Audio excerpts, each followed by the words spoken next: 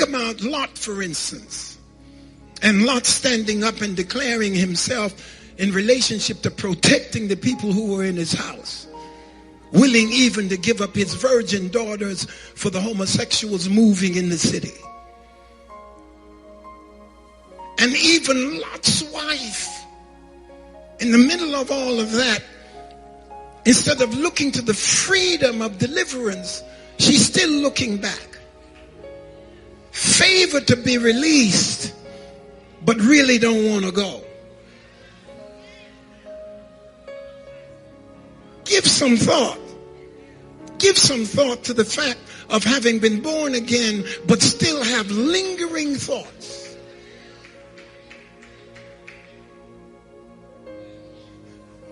That's a whole nother, good grief. I said that and like everything just broke. Lingering thoughts. Lingering thoughts. Vestiges of time gone by. Thoughts of people who didn't treat you right, but you still have thoughts, and still wondering, could it have worked out? Lingering thoughts, having been delivered from something, but every now and then the thoughts come back. The lingering thoughts of something God brought you through, but you still wish you could have.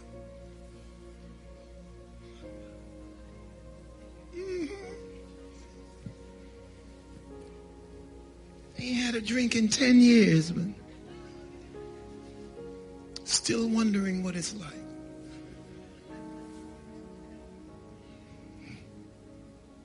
Yes, no. Ain't had a man in 10 years, but still have lingering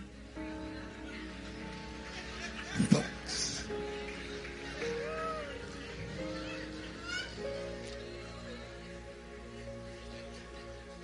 Lingering thoughts.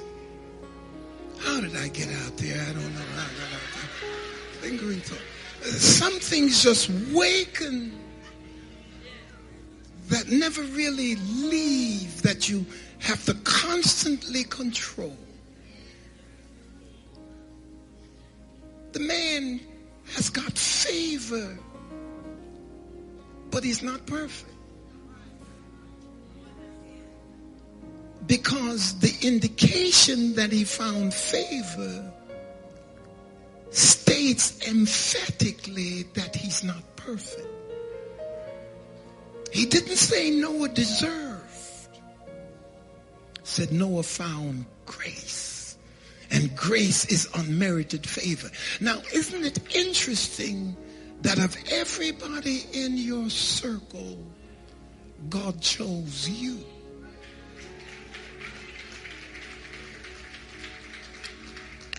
And that is not a place to brag. That's a place to rejoice. Because of everybody he could have chosen, and he could have chosen everybody or anybody out of the group, but he chose you. Oh, here's why. You're no better than anybody in the group.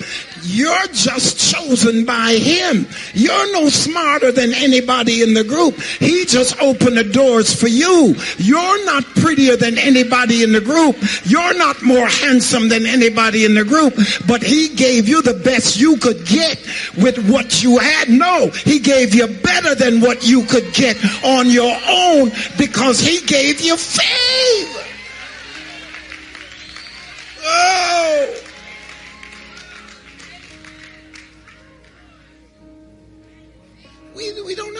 We don't argue. We don't argue about what we don't deserve. You know, I fell and I broke all my teeth out in front of my mouth, right? Now, it don't make sense for me to sit around. I deserve to break them out. I really do. I deserve it. I deserve it. And I'm not being, certainly, I'm not having any low esteem, self-esteem moment.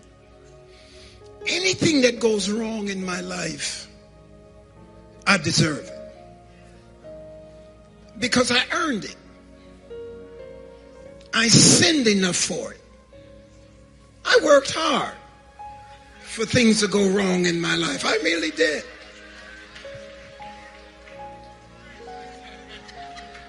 I worked hard. I played hard for things to go wrong in my life. I mean, listen, I could have been in church, but I worked hard to go off someplace, out of church, out of the sight of God. Do you know how many times I tried to hide from God? I tried to hide from God. I tried to ignore the Bible. I tried to ignore the Word. I wish the Word would go away. I wish I could tear some of the pages out that it didn't belong. I worked hard for consequences. If I had worked hard on principle, had I had worked on consequences, I worked hard to ignore the principles of God. I worked hard not to walk right. Come on, talk to me. I grew up in church. I mean, they were reading Bible to me when I was in the cradle. And the name of the Lord is a strong tower. And I couldn't understand anything. And I come up out of there, man, I was the worst child. I was the baddest. I would do stuff. Who in here has had a car on the street at 175 miles an hour? Who in here? Who dived off the worst places, chased more women, did more mess, drank more junk? I work hard for calamity, and I work hard for things to go wrong in my life, and yet still God showed me favor. Showed me favor. I should have been dead. I don't know how many hearts I broke. I should have been dead. I should have been messed up, but God showed me favor. It had nothing to do with being good. Come on, but let's be serious. How many of us have gone out with folk we just saw the first night? Woke up and didn't know, what's your name?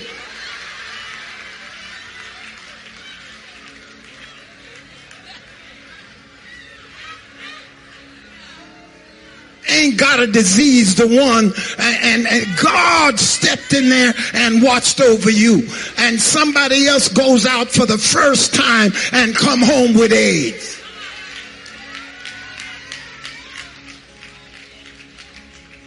I'm going to talk to some grown folk one of these days. I mean, it's favor. I deserve what happened to me, so ain't no sense of me complaining.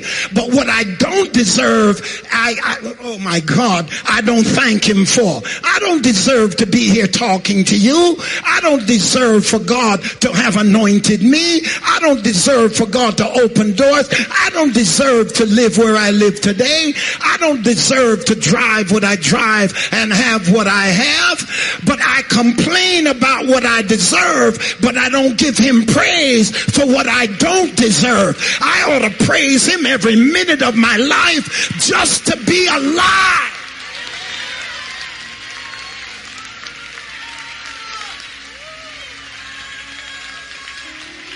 And that's why I'm not envious of anybody. Because when I list what he's done for me, I ain't got no time to be envious of you. He's been too good to me for me to envy you. Keep on blessing them, Lord. Keep on blessing my brother. Bless my sister.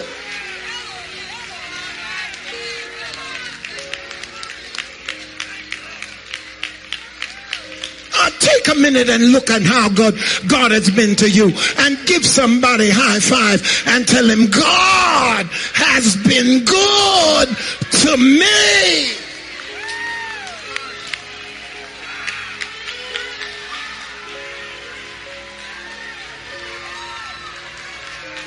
Ain't got no diabetes, ain't got no high blood pressure, cancer is gone.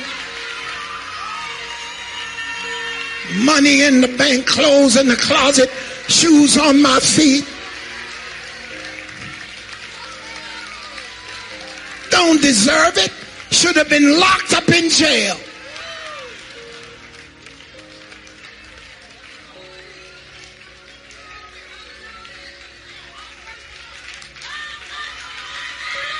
You know you got favor when you should have been in prison, but you're helping prisoners. You know you got favor when you were a rape victim, but it didn't destroy you. Now you're helping victims. You know you got favor when you've been abused, but your mind is still well enough to help folk who are abused. Give somebody a high five and say, I reversed everything that happened to me because of favor.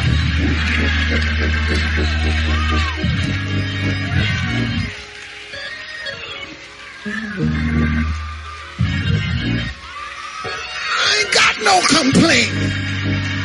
I ain't got no tears over something going wrong.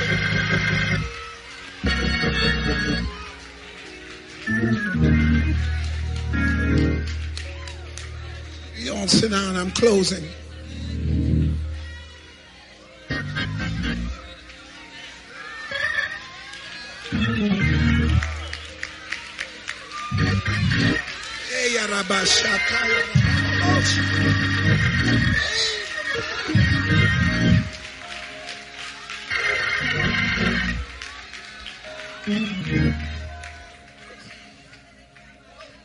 The flood comes and wipes the world out. Now Noah is sitting in a very, very celebrated position because everybody's gone and the world can be rebuilt with him now as the center. Adam is not the center now. Noah is now the center. And there are times in your life when everything seems to have collapsed. And in many instances, collapsed. But notice in the midst of the collapse, you were still and now have become the center of the rebuild. I have discovered something in life, and that is that God sets up circumstances for you to remake yourself.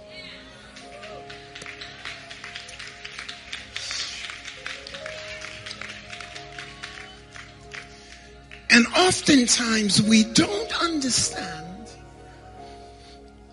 because we have a propensity for the past and not for the future. To see that when an aspect or an era or an epoch or a time in our life comes to an end, it is God having purged in order for us to reconstruct.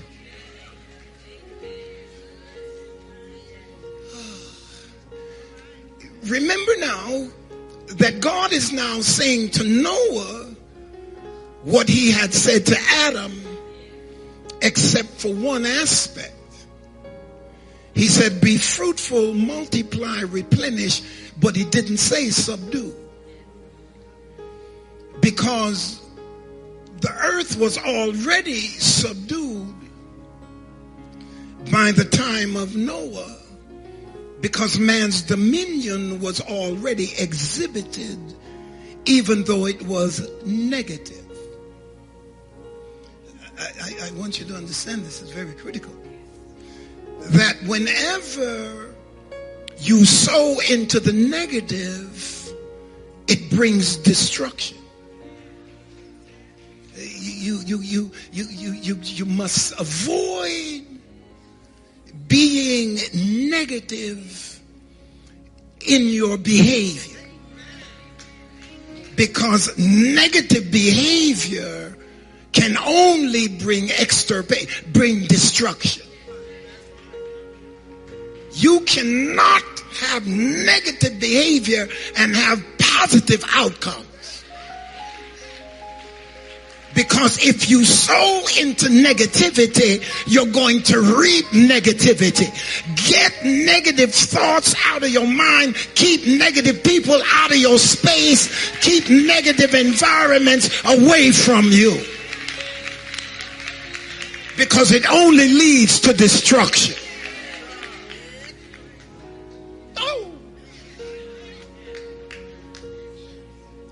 Out of the end of it. And many times we don't rejoice when something ends.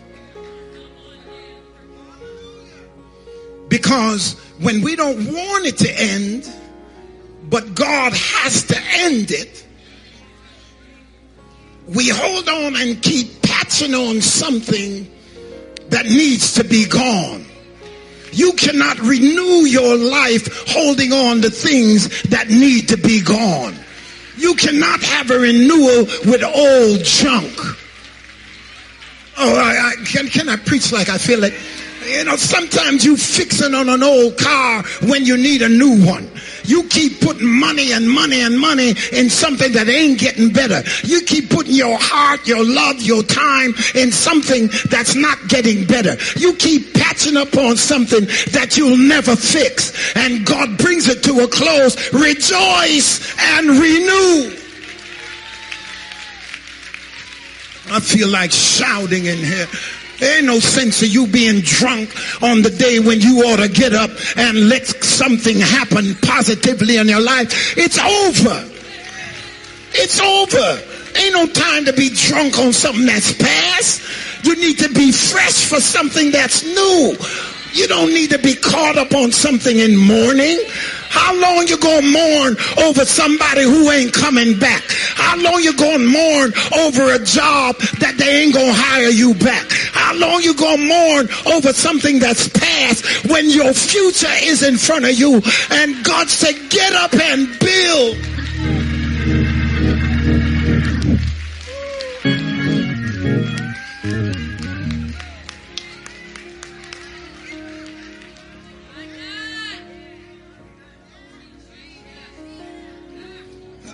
I gotta close, but I'm gonna tell you this.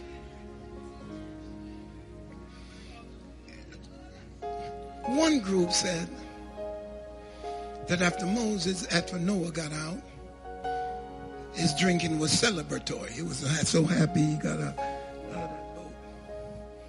So, man, we might as well salute. We out of this mess. I've been in this ark all these weeks with all these old animals, all this nastiness up in this ark. Yeah. Man, I might as well celebrate how I got over. That's the Epicureans. The Epicureans, you know, that's their position. But there are certain things that linger that keep us from our next level. And what God has done is He's placed us in situations where we have to start over. Now, in many instances, the situation that brought you into a calamitous ending was not always yours. I want to talk to those people among us, myself included, who have been raised in an environment of abuse, where you are not the prime mover, but rather you were an extension of somebody else's behavior. Because in many instances, we have been perpetrators, but in many instances, we have been victims. And oftentimes, to be victimized when you don't have the strength to fight back leaves scars that if you're not careful, you'll be drunk all the time. You have to understand then that there's a tendency and a proclivity to try to drown sorrows and try to escape the reality by substance. Because many of us have used substances to get us to get through situations because we don't want to face the reality of where we are based on where we have been. See, sometimes, and you can check it from a psychological point of view and check and study people, and you will find that people who have been abused in many instances have a tendency towards substances because they're trying to forget their sorrows, and it's a quick way to do it. Mm-hmm. And many times we end up now with circumstances that are destroying us because of something that happened to us that was not in our control. And how long are we going to live our lives blaming others who tainted, yes, and messed with the purity of our lives, but we still have to live?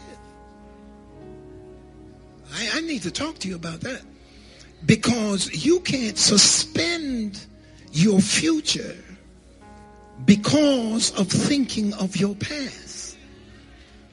Because many times, all right, so you didn't have a father. So somebody raped you when you were young. Somebody sexually abused you. So somebody beat you up. So somebody walked on you. What are you going to do with the rest of your life? Are you going to spend the rest of your life rehearsing what you can't change? Talk to me, saints. Are you going to spend the rest of your life complaining, drinking, on drugs over something that you cannot change? What God is saying to Noah is, you now have an opportunity to remake what it was that you didn't break. Ooh, I wish you'd get it. I have now brought you to a place where this is not because of the sin of Adam. I have purged the circumstance, and now I have put you in charge of where you are. You are not under the old regime. You can establish any regime you choose to establish because I've made you the center of what's new. Oh God, you were the product of what's old, but I made you the center of what's new. So don't go back and be drunk on a day when you need your mind to make your future work. Oh, I'm not talking about liquor drunk. I'm talking about drunk over your past, drunk over what happened, drunk over how people treated you, drunk over how people walked on you. I've now put you in charge of your future. Ain't nobody in charge but you. What you gonna do with the rest of your life? Now you got it in your head.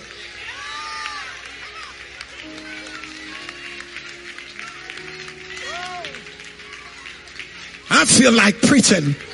Give somebody a high five and say, neighbor, God has moved every hindrance out of your life. Now it's on you.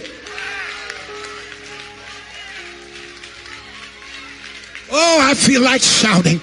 This is the opportunity I have waited for. If I tell you my life, you'd understand that when God released me from every influence that held me bound, he gave me the opportunity to remake my life.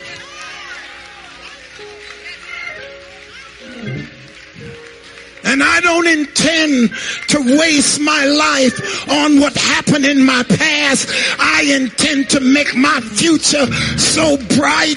When I look over my past, I'll give him glory for moving everything out of my life to give me the opportunity to make a life work. This is your chance. This is your time. This is your opportunity. Use it. Make it work.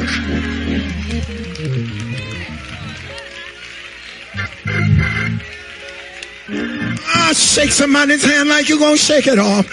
Say, neighbor, you can't blame anybody now. You're the head of your life. You're the lead person in your script.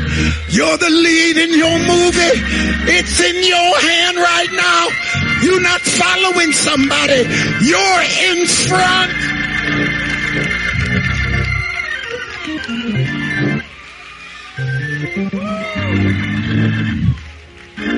I'm getting ready to close, but I don't feel like losing my teeth. Give somebody a high five and say, neighbor, it's on you now. It's on you now. You can either get up and make it work or lay down drunk. I refuse to be drunk on the day when I can put my life back together. I'm out of prison now. I'm out of jail now. I'm out of probation now. It's time to make it work.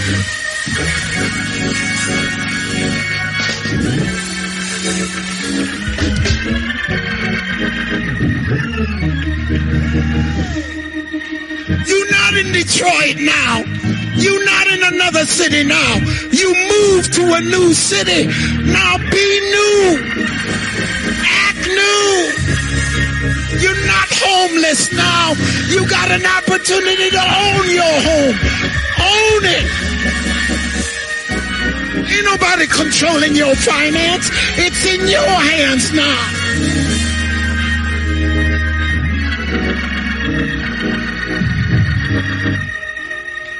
God's calling somebody.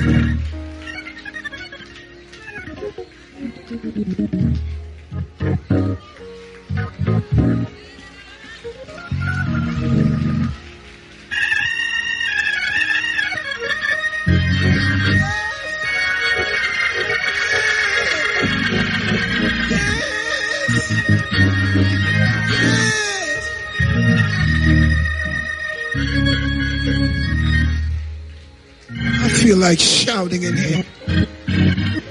Ain't no man holding you back now. Ain't no woman stopping you now. Ain't no grandfather beating you up now. Ain't nobody commanding and demanding. You've been set free. What you gonna do with it?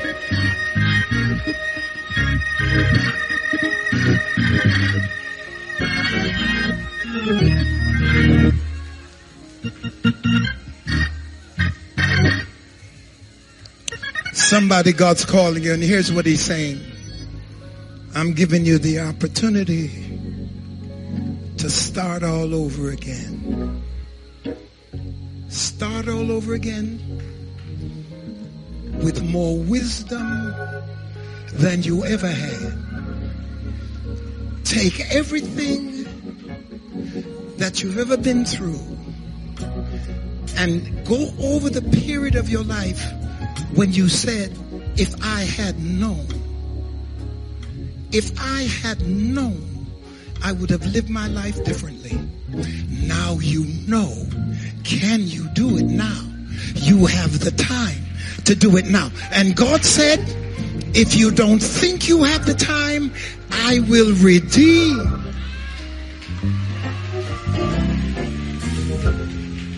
And what should have taken you 10 years, I'll do it in 10 months. And what should have taken 10 months, I'll do it in 10 days. And what should have taken 10 days, I'll do it in 10 hours. And what should have taken 10 hours, I'll do it in 10 minutes. And what should have taken 10 minutes, I'll do it in 10 seconds. If you'll get up and say, I'm ready. I'm ready. I'm ready. Come on.